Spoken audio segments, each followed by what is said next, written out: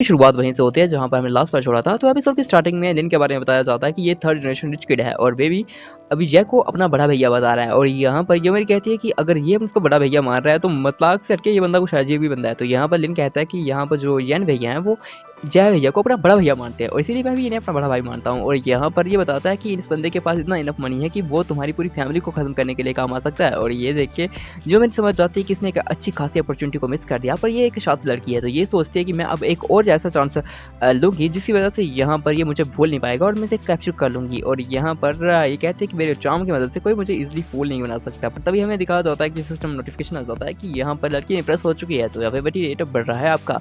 और यहाँ पर एमसी कहता है कि ऑलराइट सब कुछ ठीक है और जस्ट मैं यहाँ पर जस्ट जोकिंग कर रहा था तुम्हारे साथ। और जो मेरी समझ आती है कि इसने सच में मुझे माफ़ कर दिया थैंक्स कहते हुए ये यहाँ पर बहुत ज़्यादा नर्वस हो जाती है। और यहाँ पर जय कहता है कि मजाक से हटके ये लड़की कुछ अजीब ही है। इस लड़की के साथ बात करते हुए मुझे ऐसा लग रहा था कि ये इतनी बड़ी मैनिपुलेटर है। और तभी हमें दिखाया जाता है कि यहाँ पर लिन कहता है कि सच में अब बिग भैया आपने बड़े अच्छे कर दिया इसे माफ़ करके मैं बड़ा ही खुश हूँ। आज मैं आपको खुद की तरफ से डिनर दूंगा तो चलो चलते हैं। और उसके बाद हमें दिखाया जाता है कि यहाँ पर वो जय को अपनी कार में बिठा देता है और कहता है कि मिस्टर जैंग आप मेरे साथ यहाँ पीछे बैठ जाइए क्योंकि आप बॉस है ना। तभी हमें दिखाया जाता है कि जो मेरी दौड़ के जाती है और कार्स के पीछे सीट में घुस जाती है। और यहाँ पर वो कहती है कि सॉरी मैंने आपको मिसअंडरस्टूड कर दिया ब्रदर, मुझे पता नहीं था कि मैं ऐसे ही फालतू की हरकतें कर रही हूँ। तभी हमें दिखाया जाता है कि यहाँ पर हमसे कहता है कि ठीक है कोई बड़ी बात नहीं है, तुम्हें वरी लेने की जरूरत नहीं है, मैं अपनी बातों को तुम्हारी बातों को बिल्कुल दिल पर ही रहता। तभी हमें दिखाया जाता है कि एमसी फिर से शार्क को ऐप को ओपन करता है और फिर से लड़कियों को चेकआउट करना शुरू कर देता है। और ये देखिए ये कहती है कि फक ये बंदा क्या कर रहा है, मेरे सामने किसी लड़की को ऐसे कैसे कर सकता है। तभी हमें दिखाया जाता है कि यहाँ पर एमसी खुद के उस बटन को दबाने लग जाता है। यहाँ से ये हज़ारों सुपर सेट भेजता है इस लड़की को जिसकी वजह से यहाँ पर वो लड़की पहले तो ये सोच रही होती है कि क्या हो रहा है मेरे साथ, कि कैसे हो सकता है ये। और यहाँ पर ये सोचते हैं कि 1 2 3,000 ये कैसे हो सकता है, मैंने अपनी ज़िंदगी में इतने पैसे नहीं देखे। और सडनली वो बेहोश हो जाती है कि भाई साहब इतना पैसा कैसे आ गया, ये तो दिक्कत की बात है। और तभी हमें दिखाया जाता है कि बस उसकी टीम में यहाँ पर ये देख रही होती है किसी से उठ जाओ क्या तुम ठीक हो। तो यहाँ पर ये कहती है कि इतना सो मच मनी, ये देख के मेरी ज़िंदगी खत्म हो गई। और यहाँ पर जो मेरी कहती है कि ओ माई गॉड इस बंदे की टाइपिंग स्पीड कितनी खतरनाक है, इसकी उंगलियां मोबाइल पे किस तरह से चल रही हैं। मतलब लग रहा है कि ये अपॉर्चुनिटी अगर मेरे पास होती तो मैं तो पहले जारी हो रही हूँ क्योंकि इस लड़की के पास जो अपॉर्चुनिटी थी उसने $10 मिलियन इतना ईजिली कमा लिया। और ये अपॉर्चुनिटी मेरे पास होती तो मैं तो बिल्कुल खुश हो जाती। पर मैं अब इस बंदे से इसके साथ खेलना चाहती हूँ जिस तरह से ये मोबाइल के साथ खेल रहा है, क्या मतलब ये मेरे साथ भी खेल सकता है। ड्यू टू सम रीज़न यहाँ पर ये कुछ अजीब ही हरकतें करती है जो मैं यहाँ पर नहीं बता सकता क्योंकि पिछली बार यूट्यूब पर मेरे पूरे चैनल को उड़ा दिया था इस वजह से। और यहाँ पर हमें दिखाया जाता है कि ये लड़की अब यहाँ पर सोच रही थी कि इस तरह से ये मेरी बॉडी के साथ खेलेगा बिल्कुल बिस्तर पे, मतलब वैसे मैंने पहले भी बोला था तो मेरे चैनल पे गया था मजाक करके। और उसके बाद हमें दिखाया जाता है कि सडनली यहाँ पर लड़का लिन को अपने साथ, मतलब लिन यहाँ पर एमसी को यहाँ पर अपने साथ ले जाता है एक बड़े से विला के अंदर। यहाँ पर ये एक रेस्टोरेंट है और यहाँ पर ये बेसिकली नॉर्मल 4 स्टार रेस्टोरेंट है पर इसे 5 स्टार बनाता है यहाँ पर की दो चीज़ें। सबसे पहले को यहाँ का शांत वातावरण और सराउंडिंग्स, और दूसरी चीज़ जिसे यहाँ का सबसे एक्सपेंसिव और सबसे ज़्यादा बेहतरीन स्टफ बनाता है यहाँ की सबसे बेहतरीन ब्यूटी।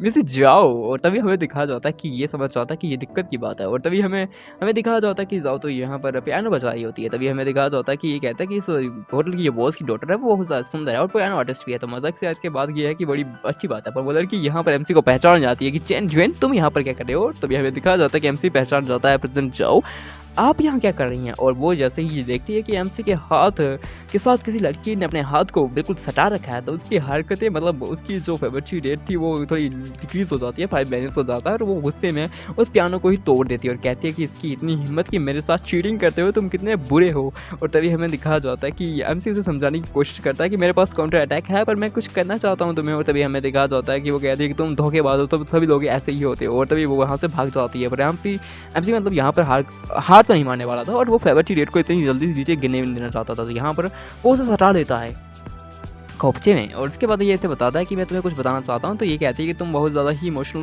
हरामी इंसान हो, तुम बहुत बड़े जर्क हो, तुमने मेरे साथ इमोशन के साथ खेला है। पर यहाँ पर एमसी कहता है कि तुम सब कुछ चीज़ें समझ चुकी हो पर फिर भी मैं तुम्हें कुछ कहना चाहता हूँ, अगर तुम्हें मेरी बातों को पसंद नहीं आया तो मुझे तुम सोच सकती हो, ठीक है।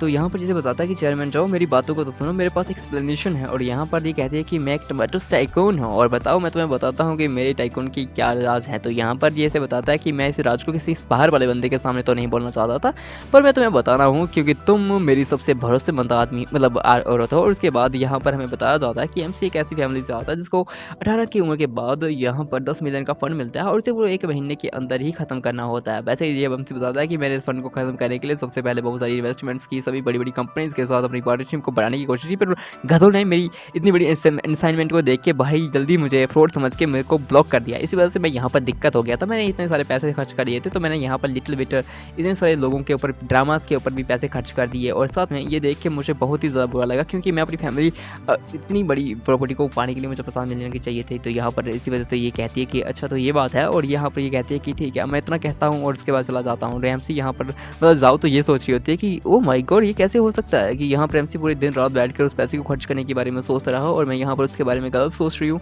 मैं तो कितनी बुरी हूँ। और अब यहाँ पर एमसी के लिए उसके मन में एक सिंपैथी आ जाती है और वो एमसी के साथ चिपक जाती है और यहाँ पर कहती है कि मुझे माफ़ कर दो, मुझे नहीं पता था कि तुम इतने ज़्यादा अच्छे और कितने क्यूरियस हो, तुम उस पूरी की पूरी बिल को पाने के लिए। और तभी हमें दिखाया जाता है कि ये कहते हैं कि तुम फाइनली एक ऐसा बंदा मुझे मिल गया जो अपनी फैमिली सीक्रेट्स को मेरे सामने मतलब इतने अच्छे से बोल सकता है। और तभी हमें दिखाया जाता है कि उसकी फेवरेट रेट 20 से बढ़ गई भाई, बड़ी खतरनाक सिस्टम है। और तभी हमें दिखाया जाता है कि यहाँ पर जाओ एमसी के साथ चिपकते हुए वापस आ जाते हैं और कहते हैं कि ओ मैंने तो डिस्टर्ब कर दिया आप सभी को आपका मेल के ऊपर, मुझे माफ़ कीजिएगा। तो आज का जो मेल है वो मैं अपने आपको बिल्कुल फ्री में दूंगी। तभी हमें दिखाया जाता है लेकिन कहता है कि सिर्फ 5 मिनट हुए थे सर को इसके साथ मिले हुए, इसने कितनी जल्दी पटा लिया। और तो यहाँ पर हमें दिखाया जाता है कि जामेरी कहते हैं कि डैम इसके साथ एक लड़की जुड़ गई। तभी हमें दिखाया जाता है कि जामेरी एमसी को और इंप्रेस करने की कोशिश कर रही होती है और जाओ यहाँ पर बहुत ही तेज़ अच्छे से बात करी होती है और कहती है कि ये लेडी तो बहुत ही ज़्यादा अजीब है, लगता है कि इस लेडी को काम रहना पसंद नहीं है। अगर यहाँ पर ये काम नहीं रहती तो मैं इसके हाथ भी तोड़ सकती थी, पर मुझे यहाँ पर कंसिडर करना पड़ेगा कि ये लड़की थोड़ी सी बेवकूफ़ है। तभी हमें दिखाया जाता है कि यहाँ पर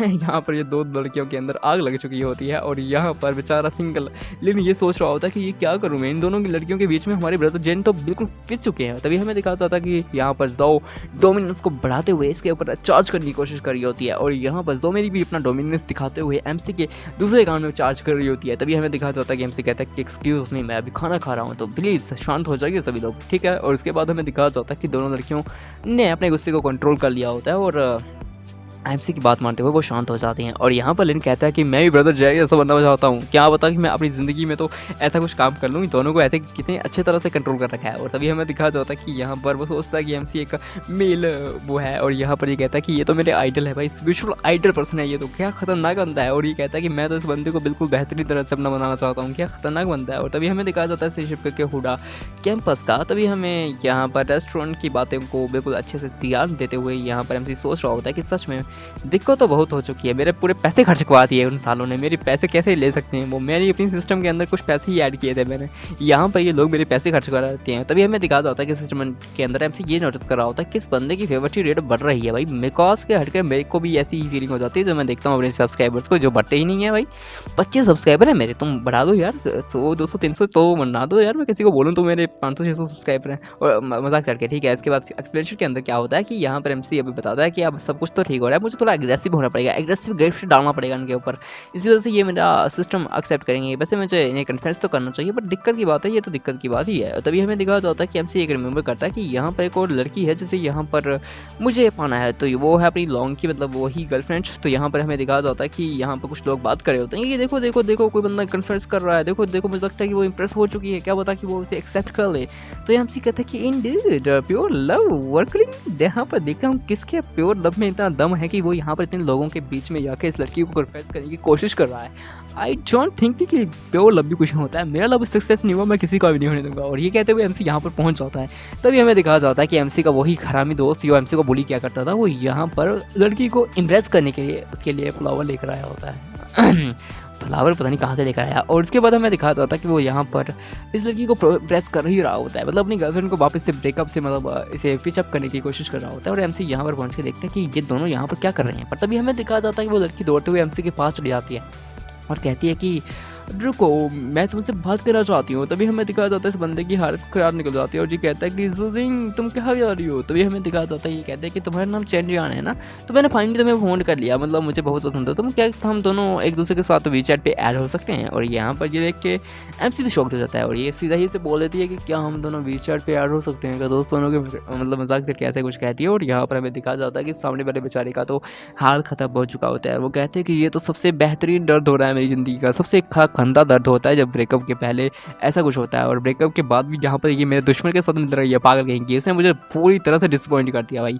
मैं मर जाऊँगा ऐसे हरकतें करते हुए। और उसके बाद हमें दिखाया जाता है कि एमसी उसकी हालत देखता है और उसे कहता है कि बहुत ही बेहतरीन स्टफ है तुम्हारा, तो क्या मैं यहाँ पर तुम तीनों के बीच में मुझे दिक्कत बन रहा हूँ। और दो भी यही बात कर रहे थे कि यहाँ पर एमसी उनके बीच में दिक्कत है। और तभी हमें दिखाया जाता है कि ये कहता है कि अब तुम मुझे ह्यूमिलेट करने के लिए आए हो, तुम्हारा क्या मतलब, तुम मुझे ह्यूमिलेशन दोगे। तो यहाँ पर एमसी कहता है कि लियांग तुम मेरी बातों को समझे नहीं अच्छे से। देखो तुम जब यहाँ पर तुम्हारा टाइम था कि जब मैं बिल्कुल सही पीक में नहीं था, मतलब मैं सब लोअर क्लास में था, तो तुम यहाँ पर सबसे पीक पे थे, तुम्हारा ओरा बिल्कुल ओरा मैक्स मैक्स मैक्स था, पर तुम यहाँ पर अपनी ही गलतियों की वजह से यहाँ पर हार गए। तुमने अपनी पूरी ज़िंदगी बिल्कुल प्रैक्टिस में बिता दी, और तुम्हारी गर्लफ्रेंड की फीलिंग्स की तुमने घंटा इन्फॉर्मेशन ने ली, और तुम्हारी गर्लफ्रेंड तुम्हें इससे बात करना चाहती थी, तुम्हें उसने इतने सारे टेक्स्ट भेजे, पर तुम्हारी गर्लफ्रेंड के तुमने 1 घंटा रिप्लाई नहीं दिया। इसी वजह से तुम्हारी गर्लफ्रेंड की जितनी भी फीलिंग्स थी वो यहाँ पर हर्ट हुई। तुमने अपने हाथों से उनका गला घोट कर उन्हें मार डाला। और ये कहते हुए एमसी कहता कि अब यही तुम्हारी डर है, तुमने ही सब कुछ कर दिया। तो यही कहता है कि सर यू आर राइट, तुम मुझे सही ब्लेम कर रहे हो, मेरी ही सबसे बड़ी गलती थी, मैंने ही ये सब कुछ कर दिया। तो यहाँ पर लोग कहते हैं कि सच में इस लड़की की गलती थी कि इसने अपनी पूरी ज़िंदगी के अंदर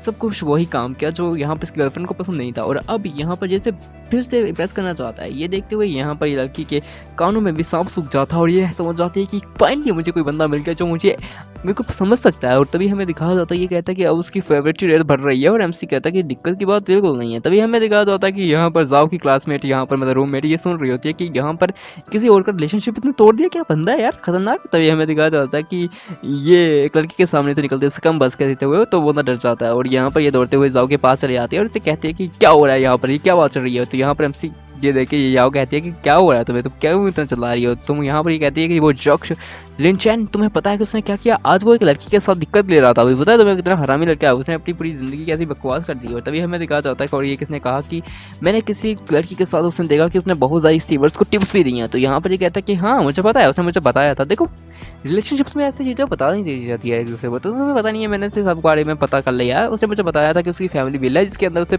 10 बिलियन को खर्च करना है। और यहाँ पर ये कहते हैं कि मेरी अच्छी खासी दोस्त को गधे बना दिया इस लड़के ने। सच में ऐसा ही कहते हैं, अगर प्यार हो जाए गधी से तो परी क्या चीज़ है। और इसके बाद हमें दिखाया जाता है कि यहाँ पर एमसी अपनी बात कर रहा होता है, और तभी हमें दिखाया जाता है कि उसका दोस्त से बता रहा हो कि तुम यहाँ पर हमेशा ऐसी हरकतें क्यों कहते रहते हो, और तुम इतनी मिस्टीरियस गेम्स क्यों खेलते रहते हो, तुम्हें हमारे साथ गेम खेलनी चाहिए। तभी हमें दिखाया जाता है कि यहाँ पर एमसी कहता है कि देखो तुम उन लोगों को डिस्टर्ब कर रहे हो। तभी वो 2 लड़कियाँ जो यहाँ पर एमसी को देख के बहुत ज़्यादा इंप्रेस हो रही होती हैं, मतलब कहते हैं कि एमसी को अपना क्रश मान रही होती हैं।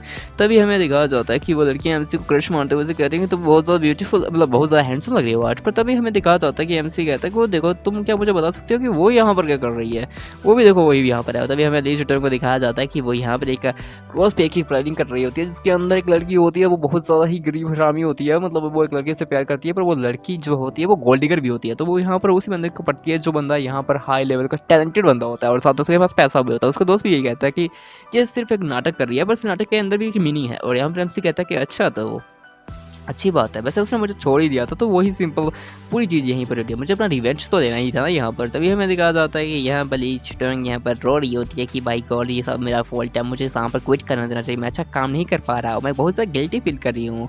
और तभी हमें दिखाया जाता है एमसी कहता है कि इसका गिल्ट तो मैं निकाल सकता हूँ, तो पर मैं क्यों निकालूँ, मैं हरामी इंसान हूँ। तो यहाँ पर हमें दिखाया जाता है कि एमसी कहता है कि अगर ये हार्टलेस बन सकती है तो मैं भी हार्टलेस बन सकता हूँ, मैं तो एक हरामी का हार्टलेस हूँ।